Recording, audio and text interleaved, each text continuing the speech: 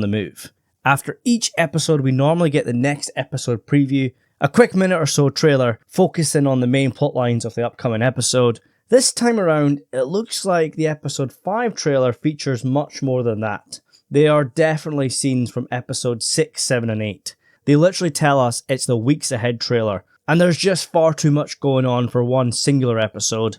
We have Rhaenyra's continued search for the Rider of Sheepstealer, the return of one Aemond Targaryen, the infamous Battle of Tumbleton, and much more.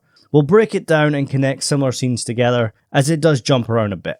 But we kick things off with Sir Criston Cole and his guerrilla warfare in the Riverlands. He kneels within a dragon's footprint and looks to the sky. It's clearly one of the adult dragons, so that narrows it down a bit. Could he perhaps be tracking Vhagar, who has somehow disappeared, but there are signs of her nest near Harrenhal.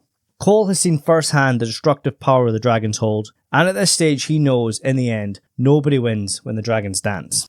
Now, Rhaenyra is at the small council. She declares her patience has its bounds. She's tried so hard to show restraint and refused to rain down fire and blood upon Ormond. But she will be sending in Daemon's army to root them out.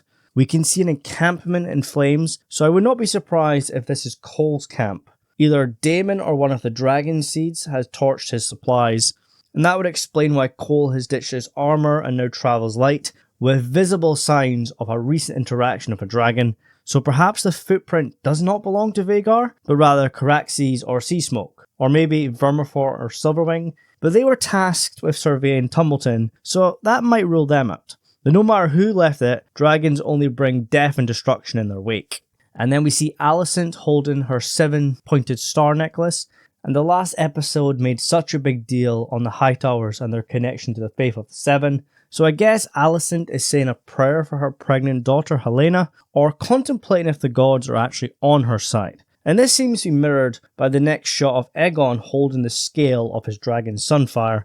Alicent has the faith in the gods, Aegon's faith is in his supposed dead dragon. And then there's the other green. Aemond returns, and he looks like he's in much better shape as he swings the Conqueror's sword Blackfire. Has he fully recovered from his wound, or is Alis playing games with him? In the books, Alis and Aemond become very, very close, and there's even talk of a child being conceived. Alis wants Harrenhal, but I think it's much more than that. She's clearly playing some sort of wicked game, and she needs a highborn husband. Whilst Aemond declares his half-sister is no true queen, and she's even diminished the Iron Throne, he clearly sees himself as the true king, and in one shot of a previous trailer, we see Aemond offer Alis a dragon egg, a sign that she could be pregnant. But in the end, I take everything involving Harrenhal with a pinch of salt, as who knows what magic's being played. Aemond will likely sit out most of this season.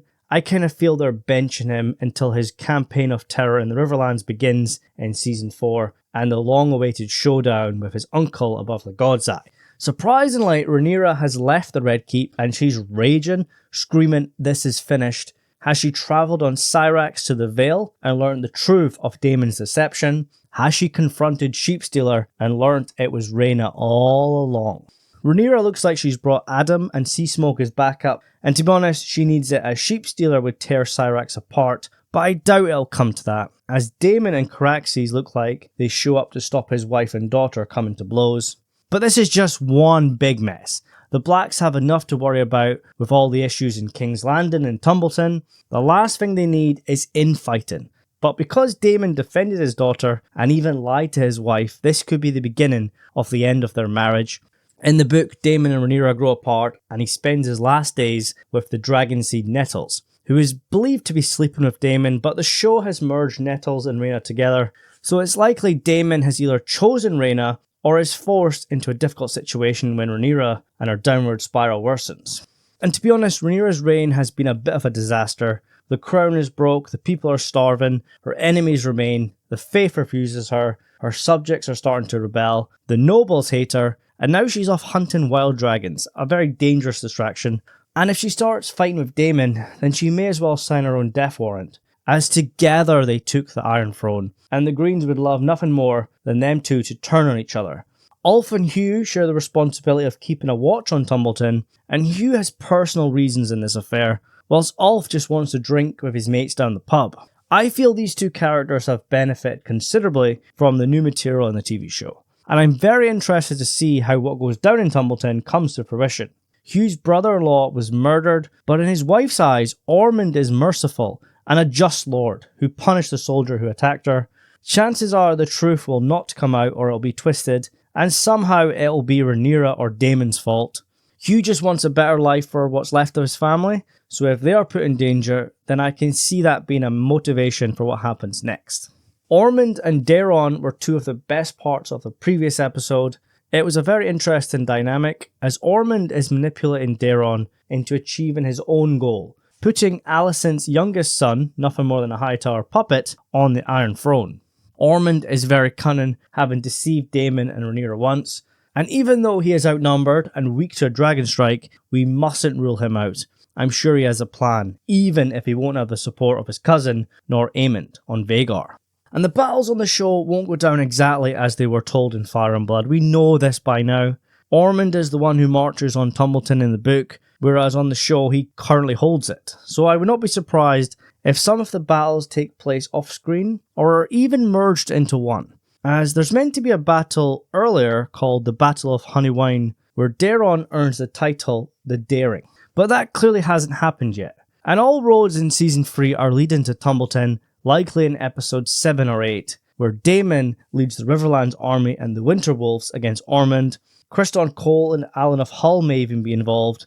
And as I say, we all know by now the show is very different than Fire and Blood, and we should not take any event as set in stone, or at least the path to get there. When it comes to battles, the show has a very limited time and budget, so they may merge several together to save money, not affect the pacing, and even avoid repetition. But no matter what, the remaining 4 episodes seem very action-packed, full of epic battles, dragons, and those gut-punch moments we all love and hate at the same time. But guys, let me know your thoughts on the trailer. How do you think the second half of Season 3 will be structured? Personally, I think Episode 5 will just be another build-up episode, setting up the first Battle of Tumbleton and increasing Rhaenyra's woes. We may get those scenes between Rhaenyra and Rhaena, but they might hold off for Episode 6. I honestly think they spent a big part of the budget in the first 2 episodes, and they'll spend even more in 7 and 8, so the ones in the middle might suffer a little bit.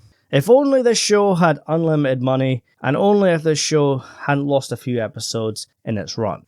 But no matter what, I kind of like being in the dark here. Personally, I think Season 3 has been pretty good so far. It has its issues, but I think it's a big improvement on Season 2. And I am excited to see where it leads. Anyways guys, thanks for watching, take care, and I'll see you soon!